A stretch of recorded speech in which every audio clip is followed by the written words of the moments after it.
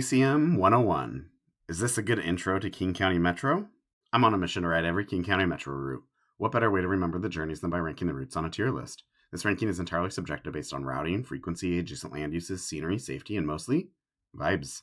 Today I'm starting by walking down the hill towards one of my least favorite intersections around, even if the views of the skyline are great. But beware, the freeway below does make it extremely loud. I caught Route 101 at Stewart Street and Yale Avenue North. The service stretches from South Lake Union in Seattle to South Renton Park and Ride via downtown Seattle, I-5, and Renton Transit Center. The service runs 15 to 30-minute frequencies most of the day. It also has a sub-route of sorts, the 102, which operates a few times per weekday peak direction with a slightly different routing through Renton. The new flyer heads west down Stewart before turning south on 2nd through the city center. Continuing south on 4th, the bus passes King Street Amtrak Station and Sound Transit Sounder Station, as well as the stadiums before turning to join the Soto Busway. The busway opened in 1991 with nearly 400 buses per day using the new dedicated space. Linked light rail tracks were also built along the right-of-way years later. At South Spokane Street, the bus turns to merge onto I-5 South.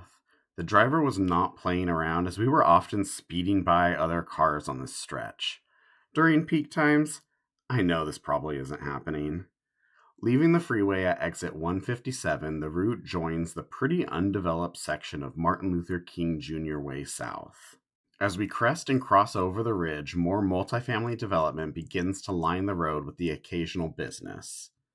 Before long, the auto-oriented establishments in the flatlands of Renton begin to take over. In short order, we are routing through Renton Transit Center.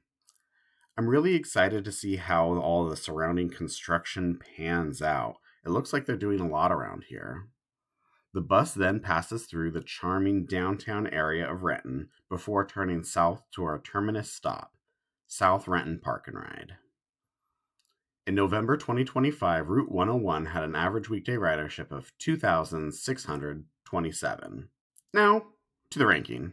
Is it a textbook route? It does what it does fairly well. With the express section, it acts as a regional route. I wouldn't say it's anything particularly exciting, but having the basics down is nothing to scoff at.